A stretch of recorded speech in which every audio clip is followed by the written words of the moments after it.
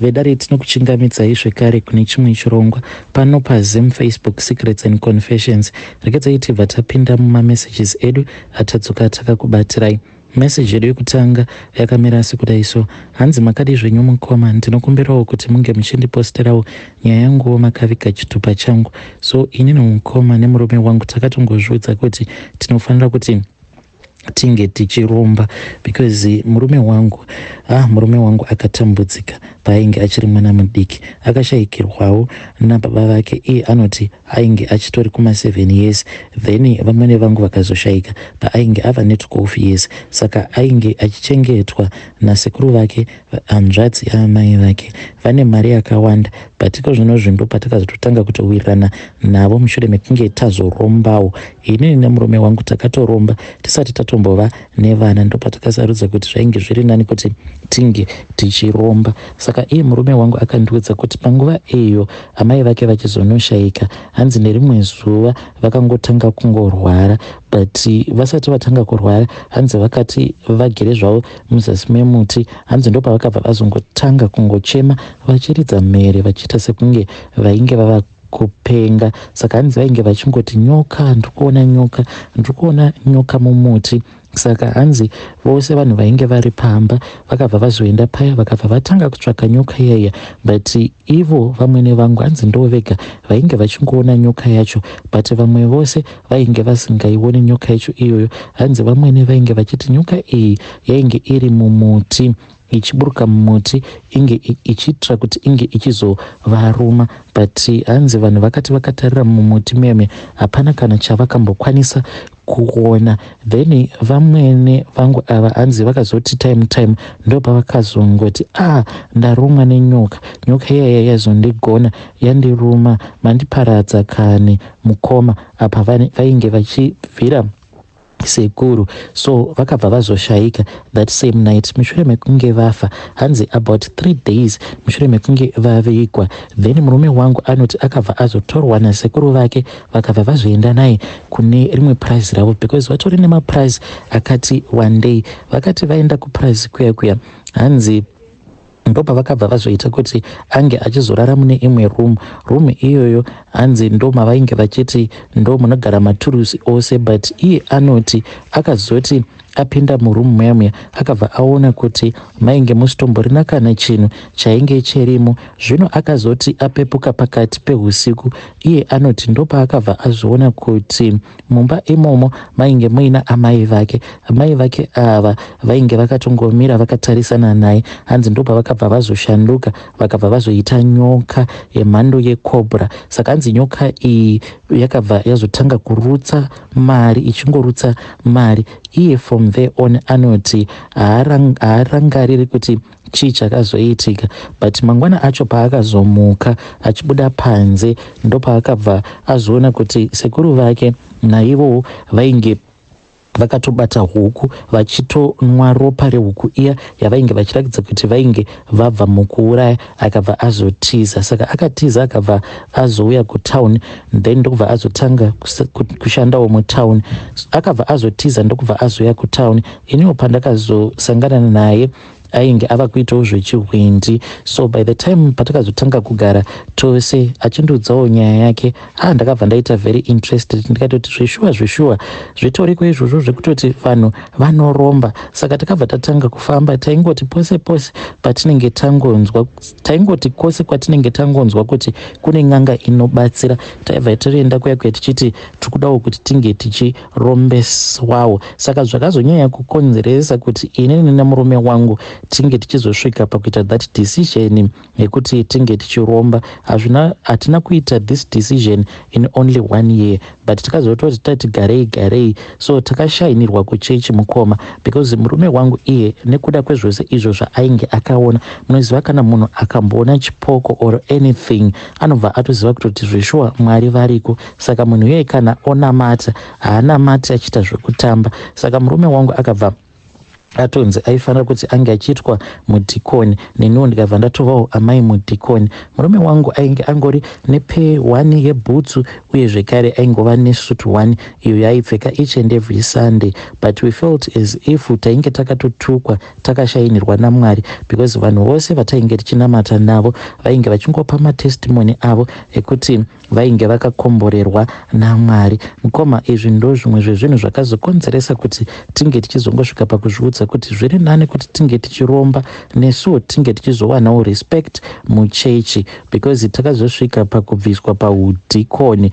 because kana uri mudhikoni kune kumwe kwamaconferences uko kwaunofanira kuti unge uchizopota uchienda. Zvino nemurume wangu tainge tisingatombokwanise kuti tinge tichiendako kumaconference ikoko, because kana mari yacho tainge tisitomborina. Ndopa zvakazotangira izvozvo zvekuti tinge tichizofambawo mun'anga dzakasiyana-siyana kudzamara tazorombesewa. So mukoma, handikwanisi hangu kuti ndike ndichikuudzaiwo mhiko dzacho dzatakaita, because ndinotya kuti ndinokwanisa kuzozvifumura kana kufumura murume wangu kana kuzvikanganisira mhiko dzedu, nekuti kana tikagara takanganisa mhiko dzedu, kana tikatanga kutambura, hapana kana munhu wani kana ane zvake panapa anokwanisa kuzotibatsira. Hey, vedare ndo message iyo yandakatumidzirwa ichibva kuna vanzvadzi vedu avo. Zvakangoma hazvo vedu we, ngatizamei kuti tinge tichitaura navo vanzvadzi vedu ava mucomment section.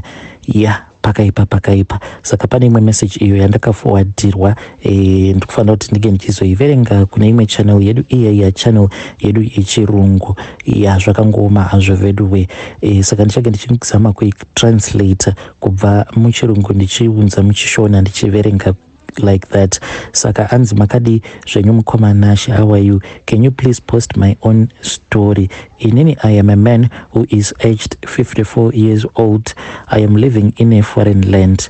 So even though I am not privileged to tell you kuti ndinobva kupi, but ndiri muno muSouth Africa. I am stationed here in South Africa right now. I am 54 years old uye ndakajoinawo Satanism. Pandakajoina Satanism, I can say kuti this was about 30 years ago.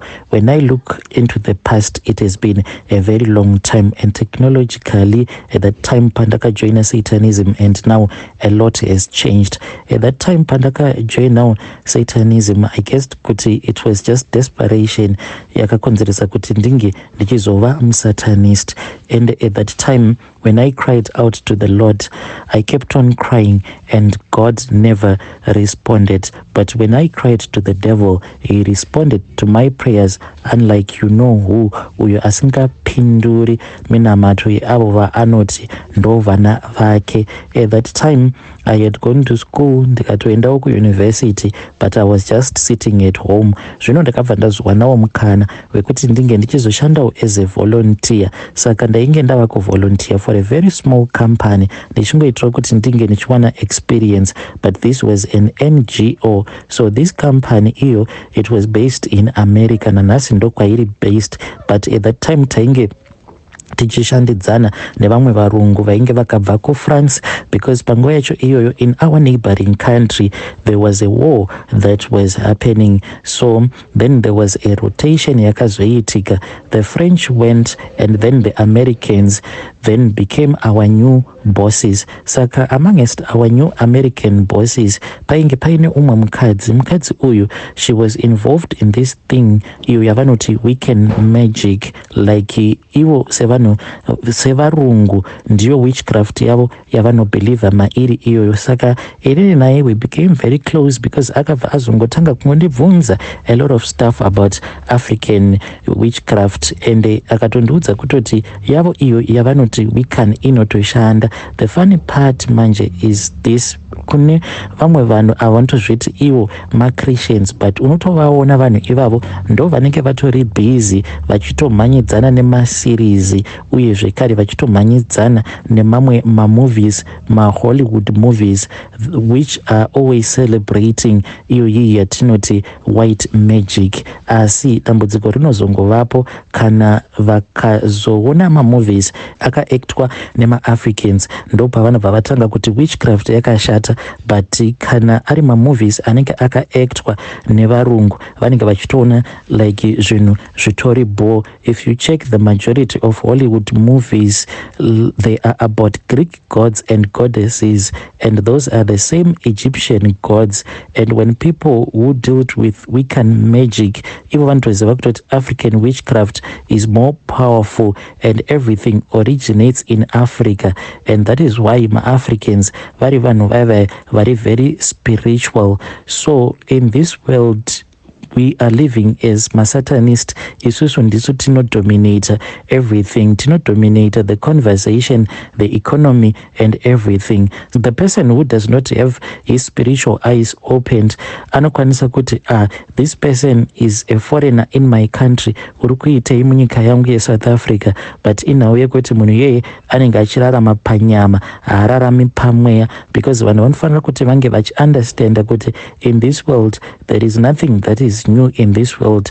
Zvose zvakamboitika in the past will be done again.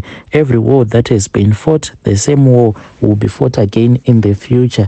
The same reasons as to why the world went to war the first time, ndizvo zvakare zvakakonzeresa kuti the world inge ichizoenda kuhondo for the second time, and the same reason why the world will go to war for the third time. For the people in our organization, our responsibilities of sowing seed, the seed of hatred amongst human beings, because isusu, our organization will thrive when human beings hate each other. And social media is used because it is very easy to spread hatred on social media. So just like in the past, even if you check in the Bible, Vanu, they always migrate to what is considered to be the place of all economic activities, meaningful economic activities where they will be happening. You will always find people right there. I can give you an example. It's like right now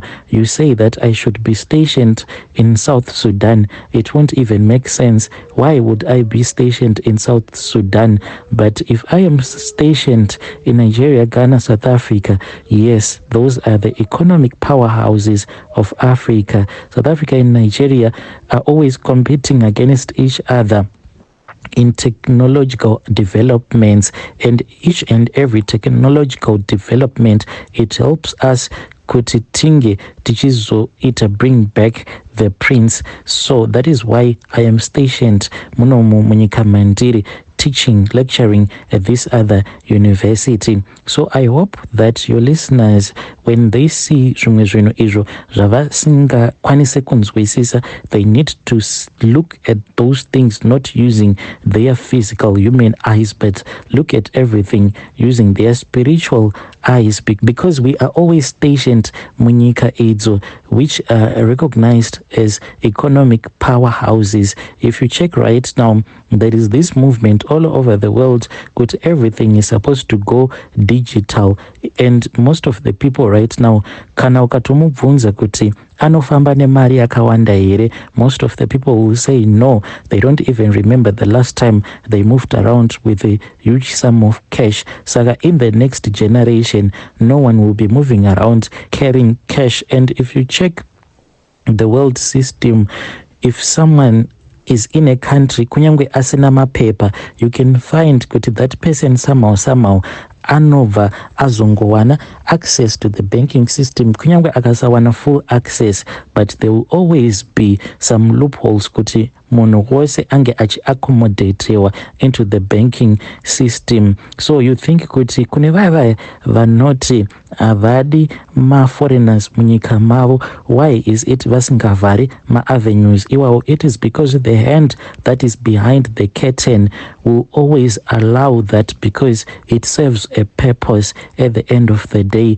that when our prince return back, your whole entire life must be digital, so that a new religion can be taught to the people, a religion of love, not these religions that are filled with hatred. Everyone is supposed to be taken far from each other so that they can be brought back into the fold. That is why there is so much hatred in the world, and vanhu havasati vatanga kuvengana, nation against nation, and after nation against nation, it will be tribe against tribe. When everyone has hated each other very much, then the human being will long for each other. Then he will appear nekuti he is the true Messiah who will teach people to love each other. If you check uyo akanyepa akazviti iye, he is the true Messiah, you can see the mess that he left behind. Chimbotiudzai ka avo vanozviti ivo maKristu kuti wacho wavo wavanoti is the true Messiah, how many millions have died at the time when his gospel was being preached across the world. But ours is a genuine mission. Ours is a love-filled mission. So that is my mission that brought me kunokuku South Africa. And when I was still in my country, I was then taken to England to further my studies.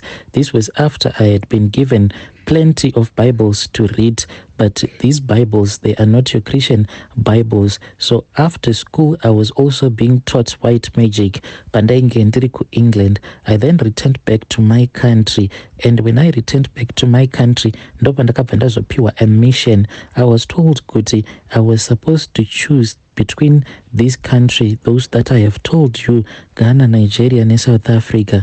Then ndakabva ndaona kuti those are the two, they are very close to home. Ndikabva ndasarudza kuti ndinge ndichimove from my country to go to the most southern tip of Africa, and then ndikabva ndazoya kuno. Ndakauya kuno a very long time ago. I got married to my beautiful South African wife.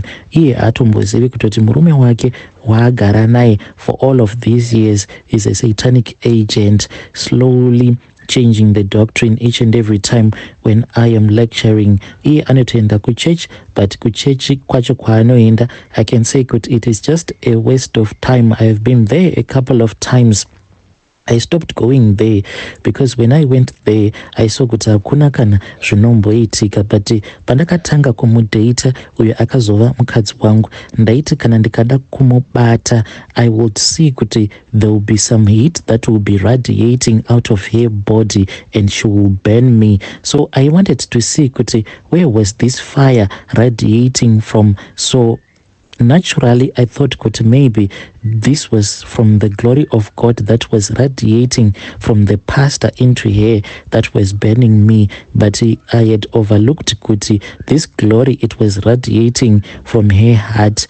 And when I went to the church, I then saw kuti no, this glory was radiating from her heart. So there were a couple of strong desires that she had. That is how I attacked her, and her heart became cold. Now she is just a Christian in name only. Atombonamati zvachose. Right now, sometimes I laugh at her because she would rather go on TikTok or Facebook and play a video of her pastor praying than we go to bed. Saka, I am more than comfortable with that. Hey vedare, ndo message iyo ndakatumidzirwa ndichaiverenga kuchannel yedu yechirungu, saka ndakachisamawo kutranslate kubva kuchirungu ichiuyawo kuchishona.